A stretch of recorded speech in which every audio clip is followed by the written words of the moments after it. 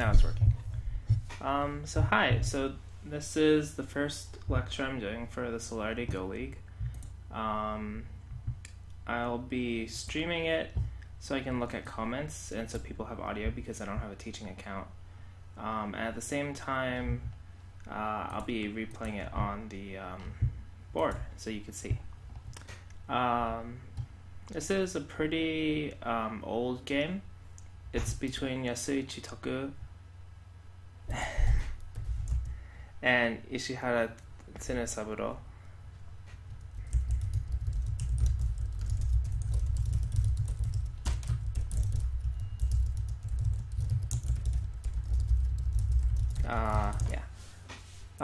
But it's a really good game to learn from. Yasui Chitoku, if you're probably not really familiar with in the Western world because he's like a super old player from like the 1800s, but his style is generally said to be pretty austere, or I guess the word would be shibui, which is like very straightforward and simple, not gaudy, but his moves also have a kind of a subtlety to them that like makes them actually work and not just be really simple.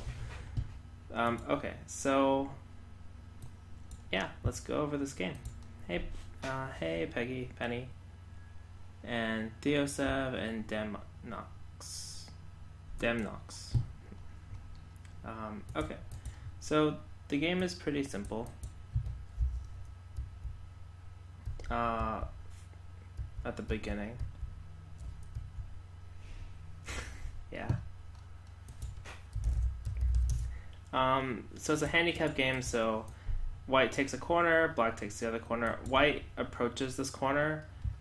This is pretty common in handicap games. You want to divide the board up, make it more difficult for your opponent to build a large territory, make it a little bit harder. The Kosomi is pretty simple. I think more modern players these days would prefer to approach because it puts pressure on white. But the Kosomi is not bad. It's very simple. The theme of this game isn't going to be... It's kind of just looking at very fundamental moves because Yasui's style makes it very easy to look at fundamental moves, but also like it's not super apparent, so you still have to pay a lot of attention to why he's doing certain things. Black leans to build up some influence before defending. This is a really subtle point. You could think maybe why doesn't black just defend right away? But if white plays here, now the influence that black can get is restricted a little bit, just a little bit. So like maybe black could go here, but now this kind of connection is very thin, this large nice jump. And it's a little bit more difficult for like black can't develop as easily, right? Now white makes shoulder hit and the whole right side disappears type of thing. So that's just why he leans first. It's not particularly a big deal, but it's a little big deal. White approaches again, taking advantage of the, it's a handicap game, so he has to try to move around quickly before letting the game settle. And then takes a corner. So basically white's saying, white's playing very simply. He's going to go for profit, take points, and just reduce black's impact everywhere. It's pretty simple. So this is kind of interesting. I think you have two choices for where to play, right? You could play on the top side or you could play on the left side. If we're just thinking in terms of general strategy, right, like the general opening theory that people are normally taught, most people will want to focus on the left side, right? You'd want to say, oh, I want to split the side, because this is where white would want to expand. If white takes the top, it's, not as ideal as if white took the left. But black is trying to develop a moyo on the right side, right? So if white gets a stone here, it suddenly becomes much easier for white to run into the right side because there's a stone here that that the stone could run to.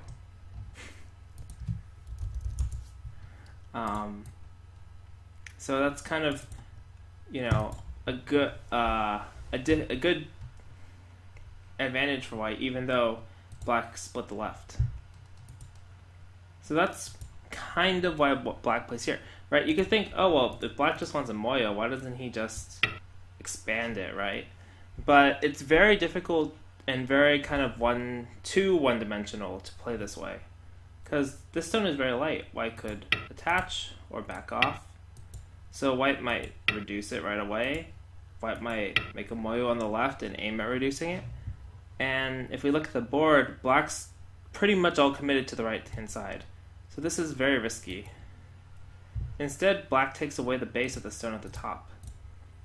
If this stone is weak, right, then white can't move into the right-hand side, because then this stone will fall under an attack, and then these two stones will fall under a splitting attack. So it's indirectly defending the right-hand side.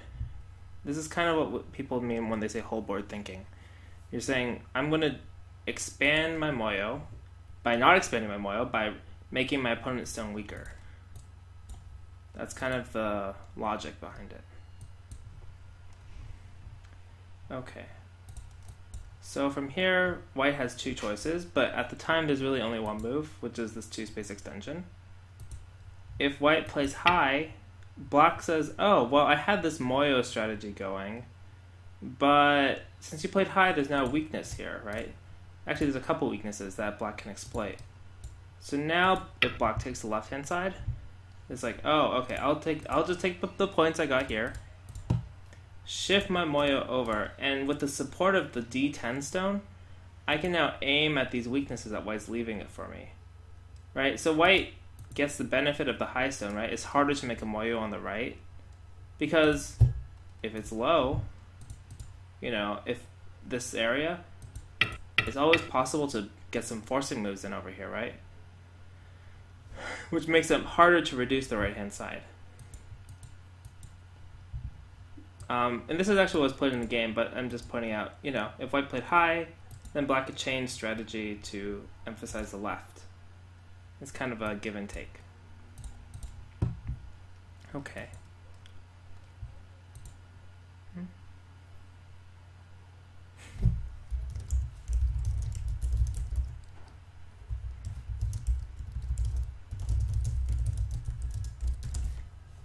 Yeah.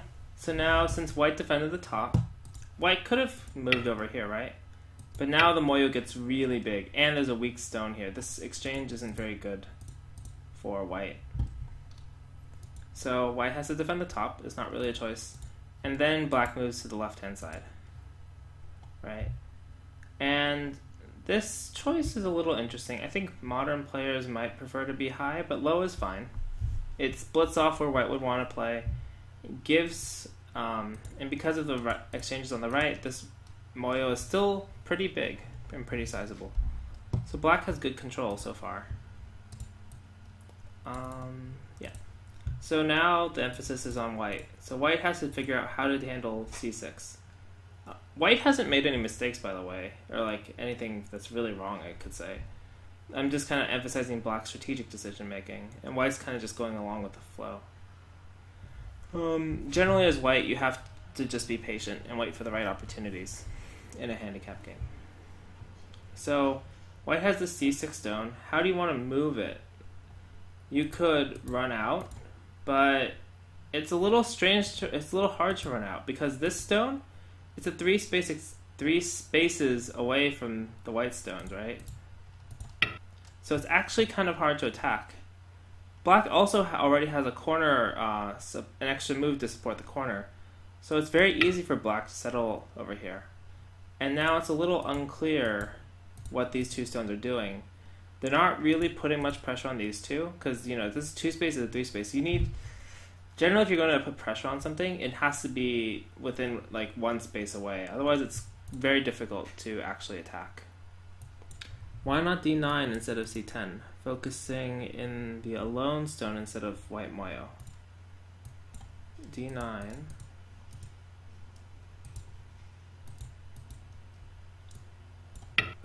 d9 instead of c10. I think by modern standards they're both playable, But in this case, this would be a little bit overemphasizing this area, I think. Because since you chose the large knight extension from the corner, it's very easy, like all of these points are points that white can use to live just in the corner, attaching also. White can jump diagonally or jump straight with regards to this move. So white might just extend. Since you're not emphasizing blocking the moyo as much, white might take the moyo side. And now you have to kind of handle the potential connection underneath, the living in the corner. It's a little bit hard to manage. I think if this wasn't a large knight extension, but maybe a small knight extension, it might be more manageable. But since it's large, I think it's really difficult in this case. Okay. But in the game, black plays this low extension, low pincer. And so we looked at jumping. How about extending? Well, okay, it's true this does make a little bit of a base, but you can't, it doesn't do much beyond that.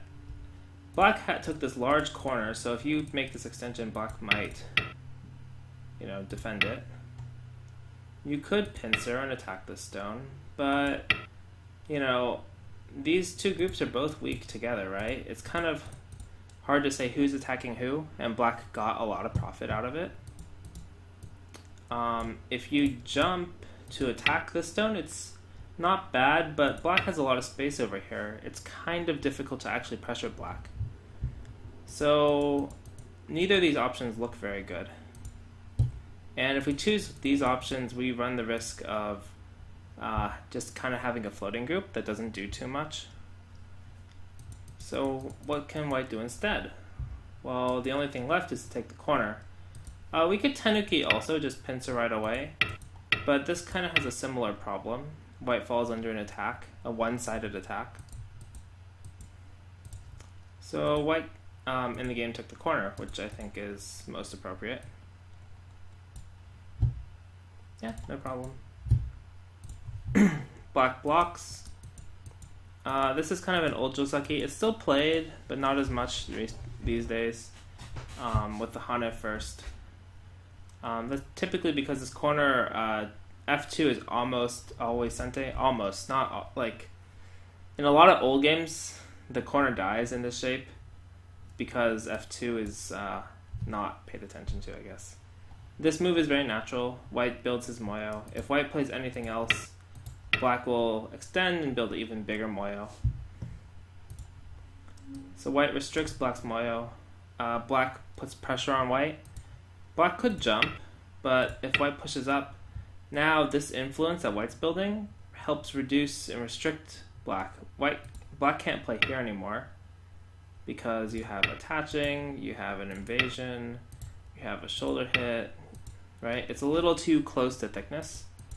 So maybe black would pull back here, and it's a little bit more restricted. So black forces white first. Oops. White pushes up, and then black gets a second move, right? It's a little different. Black is the move ahead of white now, instead of white being ahead of black by a move. White attaches, white wants to make life. Why doesn't white, just run out? That was the point of N4, right? To just get out. But if black takes away the base, black can secure points, for sure. And these stones, they can reduce a little, but it's going to be pretty slow and not substantial enough to compensate for this huge moyo. And black already got some more points in the corner. So white plays here. It's also important to note there's a lot of space on the right-hand side, right? Like this was kind of a moyo that black was building. But after white pushes up with N4, this is no longer a moyo. Black has shifted his attention to the left. And that's kind of a problem, I think, because the attention is shifted, these stones actually become weak. Or potentially weak. They're not weak right now, but they're potentially weak. So by attaching here, white's actually taking away the base of these stones, and he's going to force black to add an extra move. And this is still a little bit weak, but it's playable, right? It's manageable. It's not. It has eye shape, but it's much better than, say, what if white just slides, right? Now this group is not weak at all. Black has all sorts of moves that he can make. Oops, that was not what I wanted to do. Black has all sorts of moves he can make to fix the shape, make an eye, or, you know, attach, you know, make eye shape here. All these are like potential options Black has later. So by attaching, it's more forceful and it puts more pressure on Black.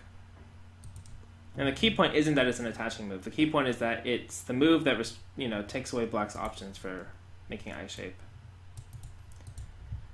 Okay, so Black settles, and now White comes back. And this move is much better than jumping, because if White just jumps, White still doesn't have a ton of eye shape. Actually, this is really problematic. Now White's whole group is no base. So it's really important that White just settles right away. And this is like fundamental. You don't want to run or try to do extra when you have to take care of yourself first. You have to take care of yourself first. And then, because you take care of yourself, you're going to be really strong, and then you can deal with the rest of the board. Right? If you look at the board, it still feels kind of like Black is doing pretty okay. Because Black has a lot of points, really, really big Moyo, could get some points, but White's actually doing okay too. White has a corner, like 2/3 of a corner and a strong group. Not as big a framework as Black with regard to the center, but still a very substantial framework. So, you know, White's doing okay. Black decides to reduce the top. I actually dislike this move. I dislike it quite a bit because these stones are really strong, and you have a stone here. I would personally much more prefer to jump. If White jumps, then I would prefer to shoulder hit, because now White has invested in the top. But let's say White, you know, did something else. You could turn here. That's a natural continuation, but you could also invade. Right? Now you are strong in the center. This group is not that strong. It's only a 2-space extension. Right? If you look at the eye shape that a 2-space extension has, it can almost always make 2 eyes, but it's not guaranteed. So, and you invested in these super strong stones here. So I think I personally dislike this move right away. And so now White makes shape, and then Black jumps. But if you jump here, if White hasn't added a stone here, I mean, White does add the stone, actually. But I still think this doesn't make sense to me. And Black now adds another move to expand this Moyo. I think this is really too much, because you're trying to expand this Moyo. That's fair. But you have a connection problem with this group at the top. So later, White will be able to split you somewhere here. And when your group is running to the bottom right, probably, and White is chasing you, this area is going to naturally erase your Moyo. So I think it's kind of a mistake, or mistaken idea. So obviously this Moyo is really huge, so White can't attack it right now. White has to deal with the Moyo. So White probes. This is a move that actually has just become popular in the last few years in professional Go again. And it's always been Aji, but it's there are some new variations, although it's not exactly the shape, but it's similar. So Yasui Chitoku is actually very well known for his Shinogi and Sabaki technique. I dislike this from Black. I think Black should just descend here because it's more forceful. It gives more potential to reduce and invade White's shape, and it has the same impact on White's eye shape. So this is much better, I believe. And because Black kicks, White peeps. This is a normal technique. When you get kicked, you can lean with the Knight's move first, and then White makes eye shape. And this move. This is really nice.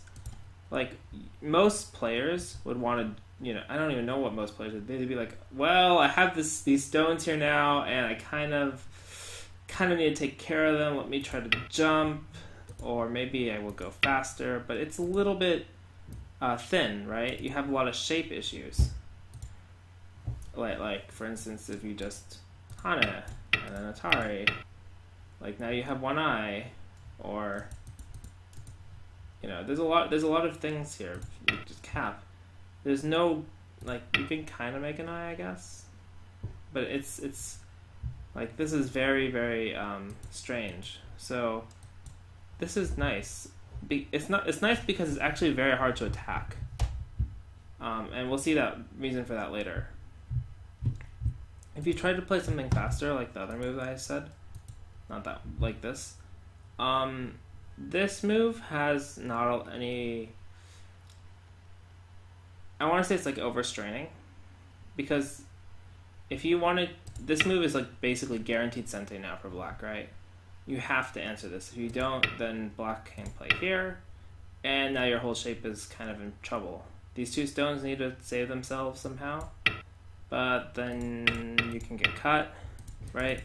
So the choice here is like really specific to not make this move Sente. Now I could just turn and white's all happy. Of course you're like, well, what about all the other moves? But we'll talk about that in a little bit when we get to it.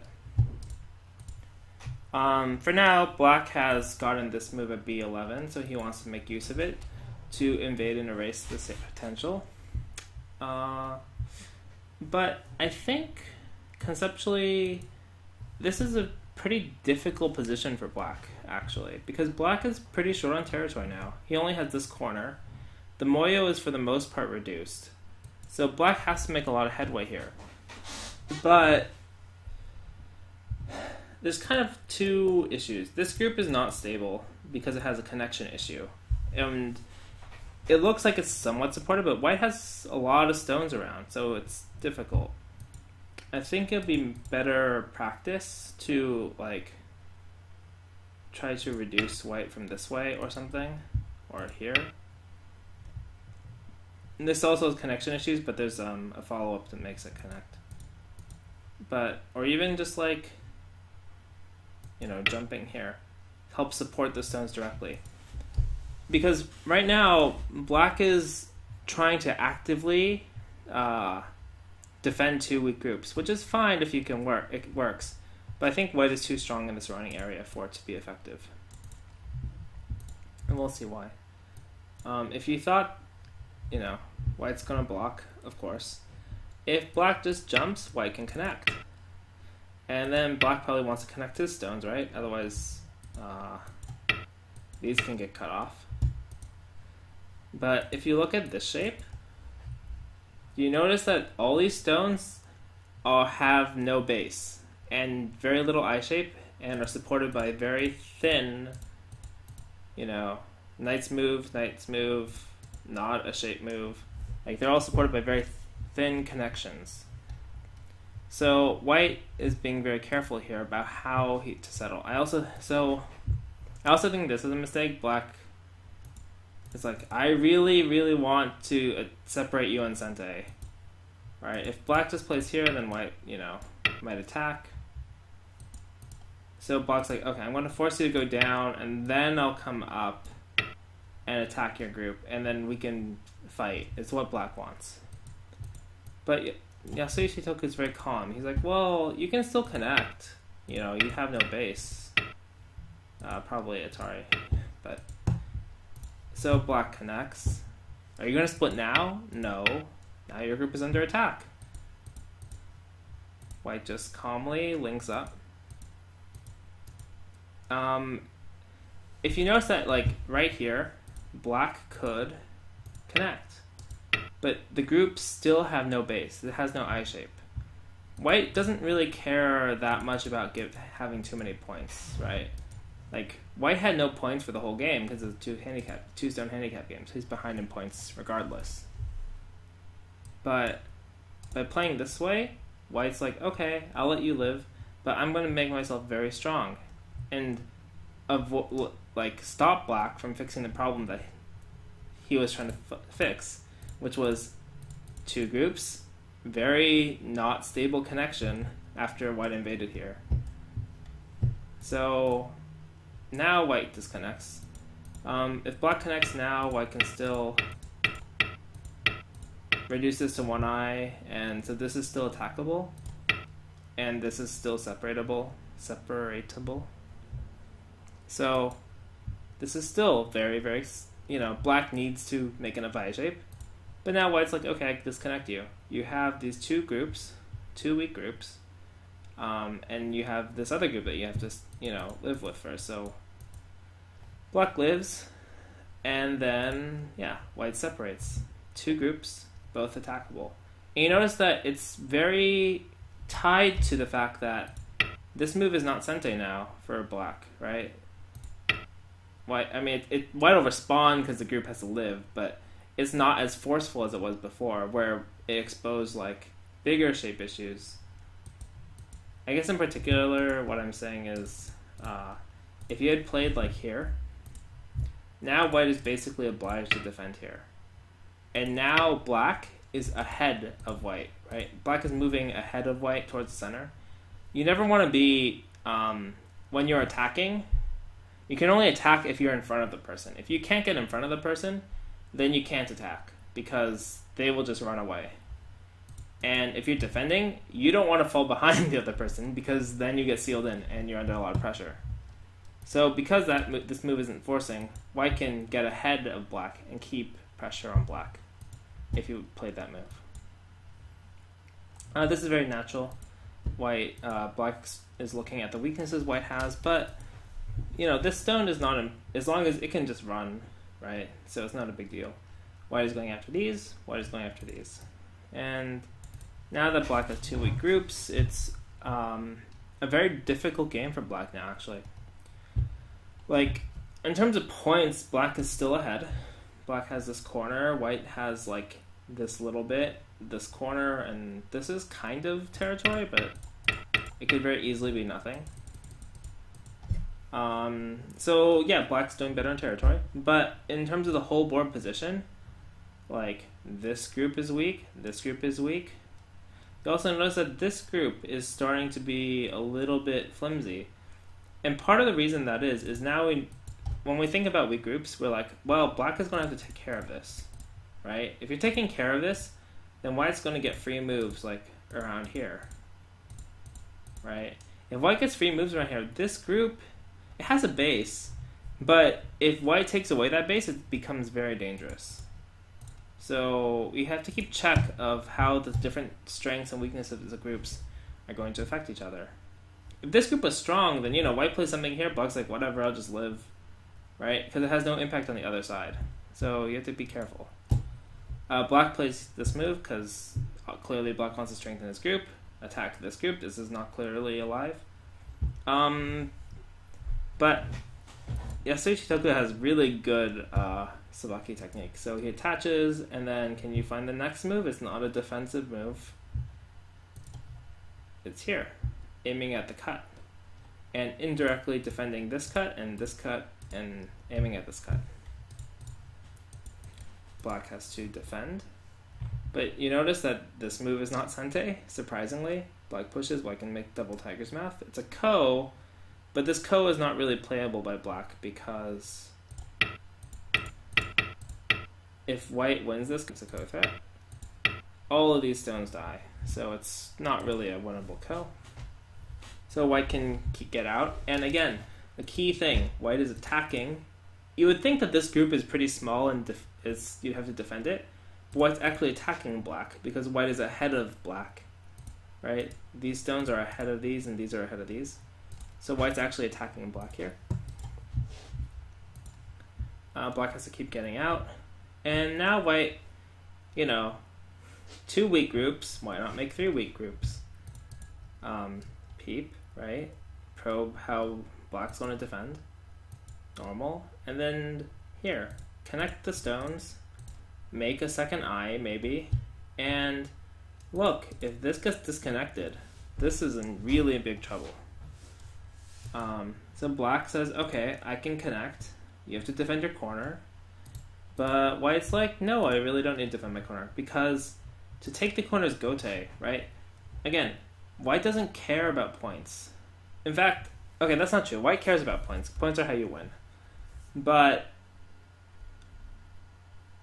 the game, when you play Go, if you're counting points from the very beginning, you're making a mistake. Generally. Sometimes, I mean, I count points now, but that's for different reasons. But you have to make sure your positions are strong. You're having a better position is more important than points. And right now, like after this move has separated this group, so basically white's like saying, okay, you could take 10, 16, 18, 20 points. 20-point gain for black and like 5-point loss for white, so like 25, 30 points. White's saying you could take 30 points in Gote, right? Well, black has to add a move here, so in Gote. And in compensation, I'm going to get 3 weak groups to attack now. If you have three, like 2 weak groups is pretty bad, actually, because it's really hard to manage both, and usually one of them will be in trouble or die. If you have 3 weak groups this early, the game is... If your opponent knows what they're doing, the game is basically almost over. Like, there's not a lot you can do to recover. Like, it's very hard to manage it all. So this is very easy. White's like... So there's generally 2 ways to attack. You get in front of your opponent, and you take away their base. And the third rule of attacking is you want to make yourself strong. If you make yourself strong, then your opponent gets weaker by comparison. So white makes himself strong. Separates the 2 stones, builds eye shape, and black takes care of his group. And this is like very typical splitting attack, right? This group is in danger, has to run, but this group is going to, fall as collateral. And then black's like, okay, well, I gave up this group, but I got the corner, so it's fair compensation, but black still has 2 weak groups. He's saying, this group is fairly-ish solid, so let me take care of the other one. Now they're connected. Maybe these 2 stones are in trouble. So white's insistent. White's saying, nope, you are still weak. I'm going to try to separate you. And then he pulls back. It's, again, aiming at an attack. It's strength by comparison.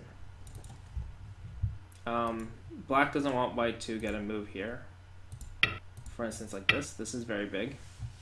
If it's like this, white has too many points. There's not enough on the board that black can get. Ahane, I don't understand why he pushed, but I don't know. And because black had to come back and defend it, usually if you are on the defender side, you can't expect to get Sente unless your opponent makes some sort of big mistake.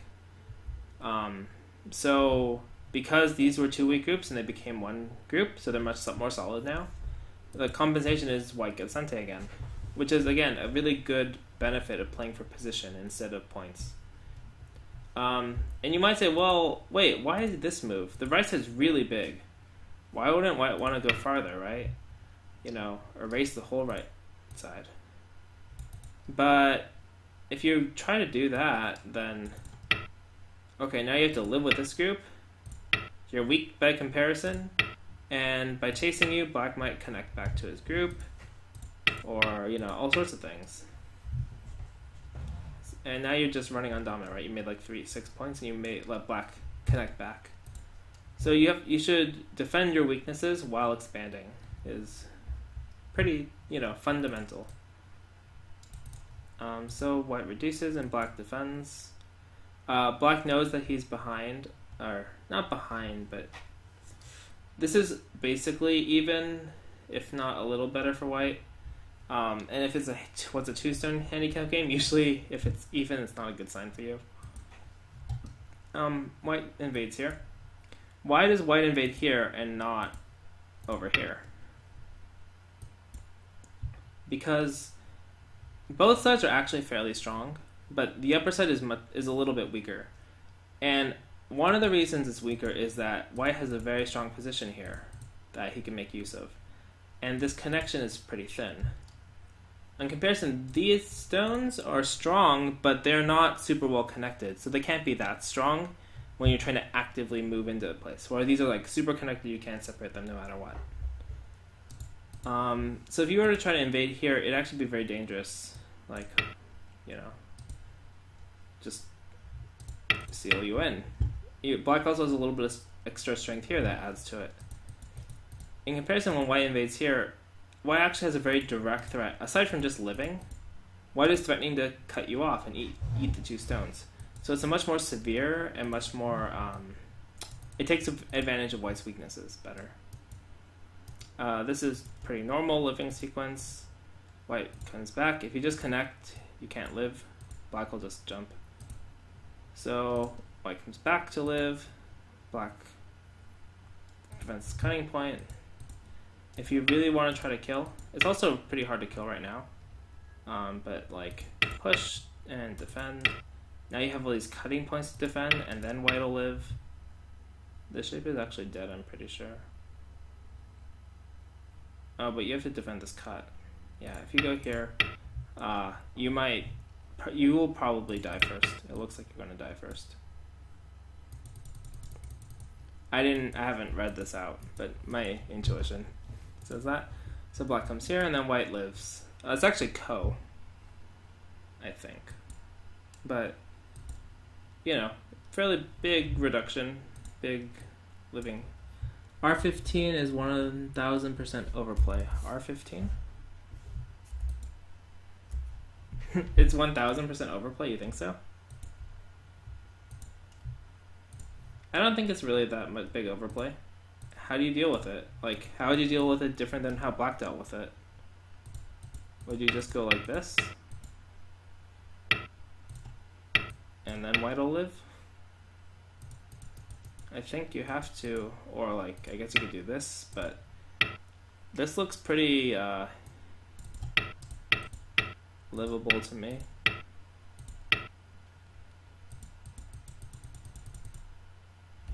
How else do you deal with this move? I don't think you can, I think you have to cover, right? If you do something looser, like you just open up more Badaji. Or here. Yeah. I think you have to cover, but if you cover, then after this, the only strong reply you have is to defend here. Start with Q14. Start with Q14. Oh, like this? Okay. How to answer this one?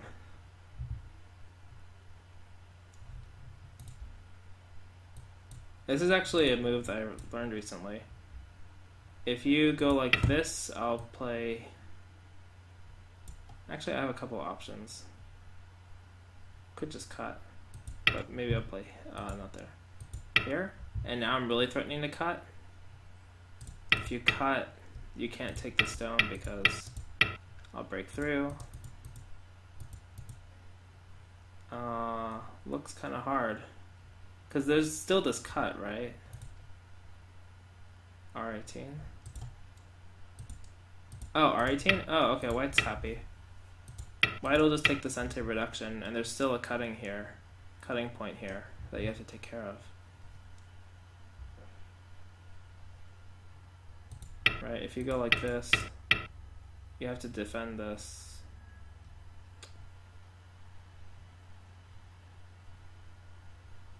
Yeah, even if you try to take the corner, this is big enough.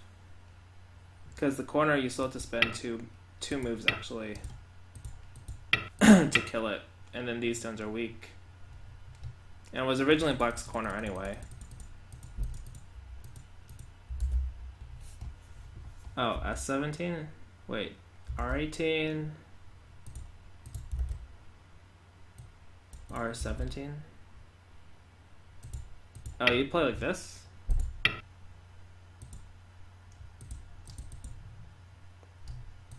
And then...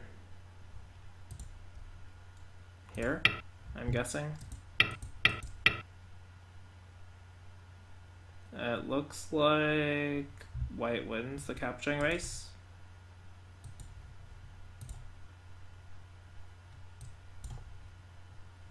I think white wins this capturing race. 3 liberties to 5. You could squeeze, but you still have to come back and come here, so even if you squeeze, it's like you can't squeeze because you have to come back here.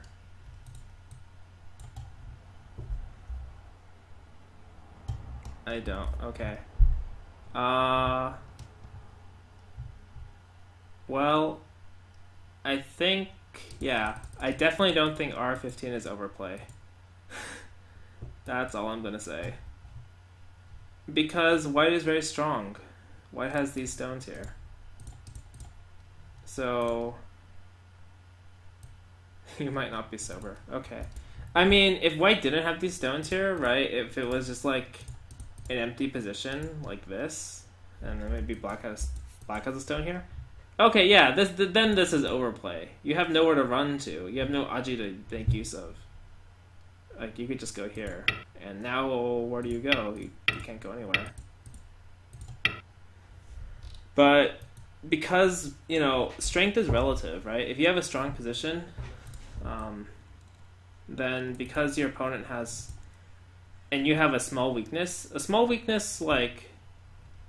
in this shape, okay, you kind of have a weakness here, but it's not really a weakness because you have a strong position everywhere else. But in this shape, this is a small weakness next to a strong position, and then it becomes a big weakness. So that's why this isn't really an overplay. Yeah, so this is how the game went. I talked about this. Black basically at this point only has this little area, and this is like 5 points.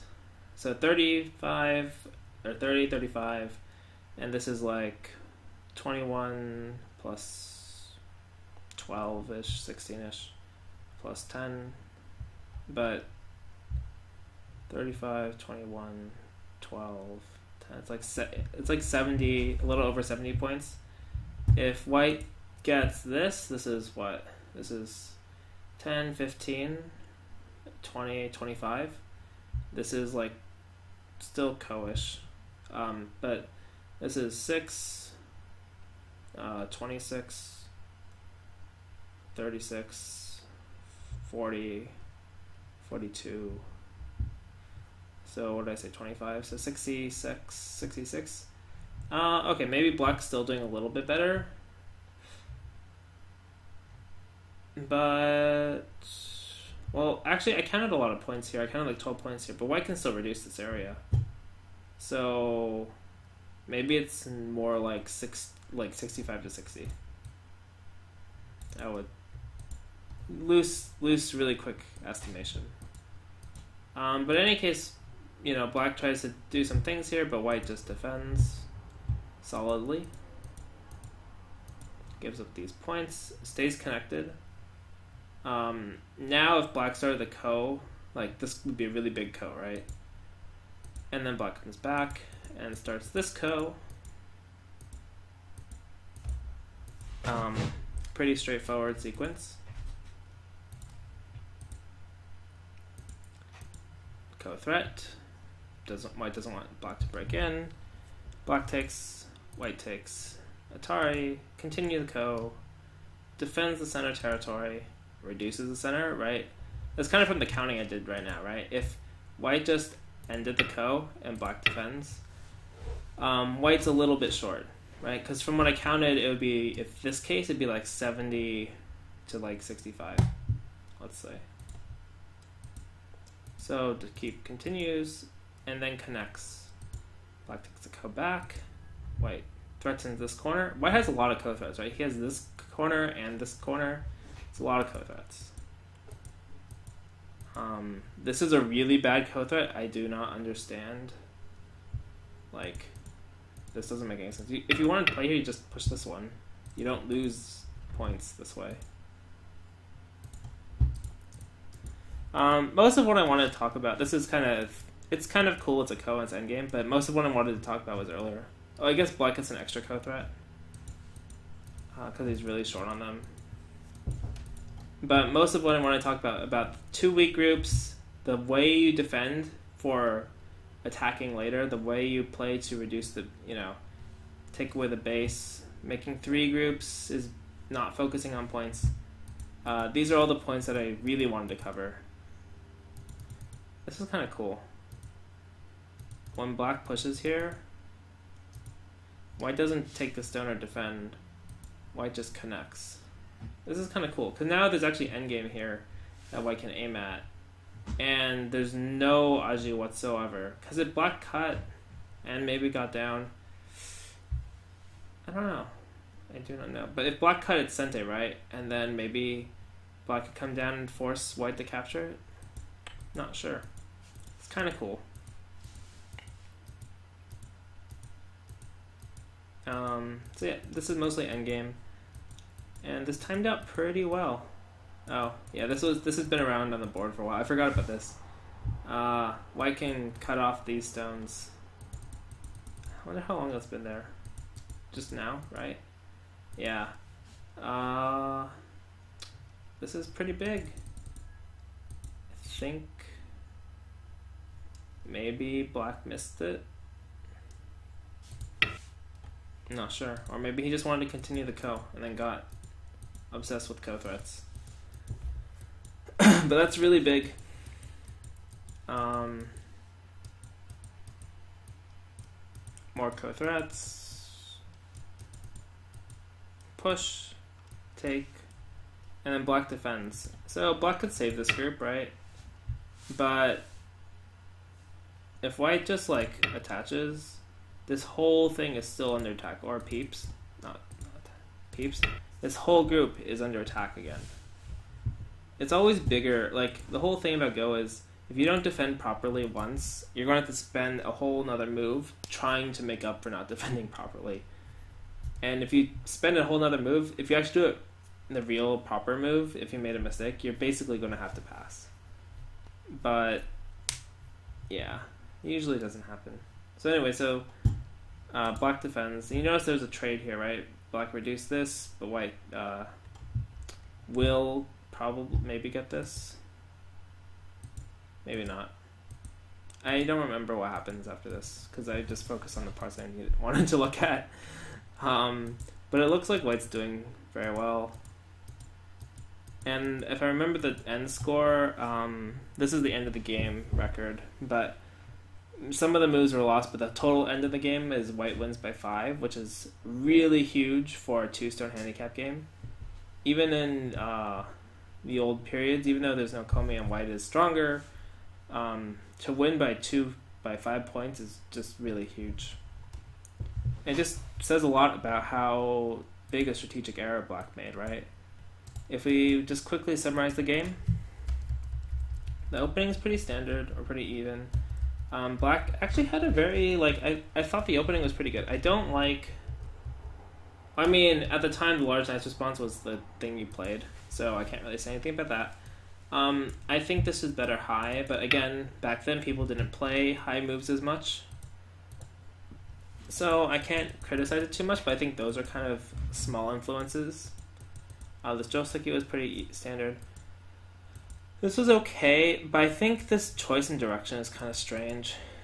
I think I said this is because you want to build a Moya here. I feel like black should still continue building the Moya on the right. Because now, like, when white attaches here, or like later, it's not as big a deal. This group isn't as weak. You can still build a huge framework. So that to me is one thing I'd look at for black. Right, so now this area becomes very small because white gets very strong. So now black has to start building this up. I also dislike this move. Black should still build this area. Even if you could even make a nice move, right? White's not going to play this. White's going to like play something more active. Still come here, or come here, or come here. Any of these are fine, I think. I just dislike this because it's a reduction before white has really invested, and you're killing. Maybe black is saying, well, I was going to use the other forcing moves to build the right, but now that I don't, I want to play this. But you reduce the possibility. You can even invade right away. These are both weak.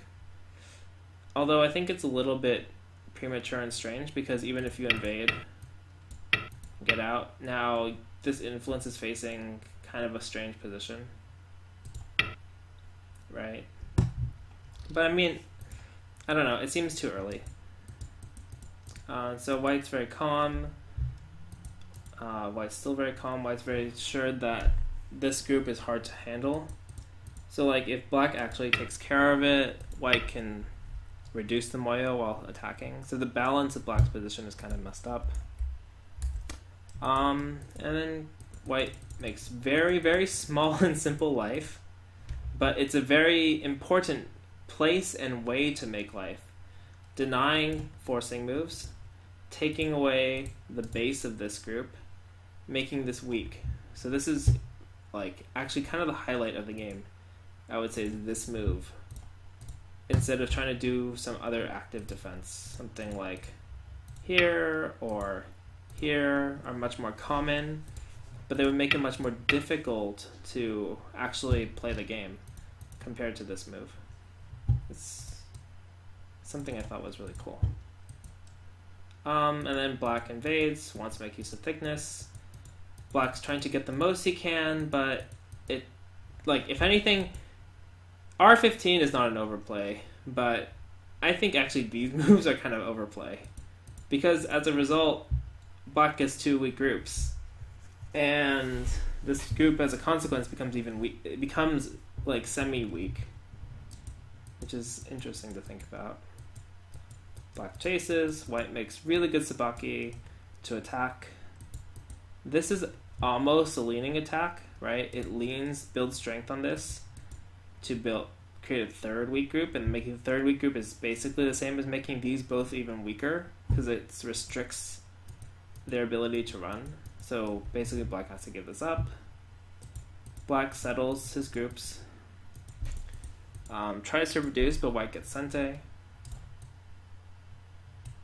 And at this point, I think it's pretty difficult for black. White makes good use of this strong position here. The fact that this is strong lets white do this. If it wasn't like that, white couldn't do this. Black tries to play some endgame, but white just gives way. You know, lets black reduce because he knows he's ahead. Black makes a ko. But white's pretty good at keeping the territorial balance, right? Reduction in exchange with these. Just keeping everything going. Co-threats, lots and lots of co-threats. And yeah, that's pretty much the game. And that's almost exactly the length of time that I planned, so I'm glad that it worked out. Did anyone have any other points or questions they wanted to talk about, like somewhere in the game? If not, I will end this here, and thank you for watching.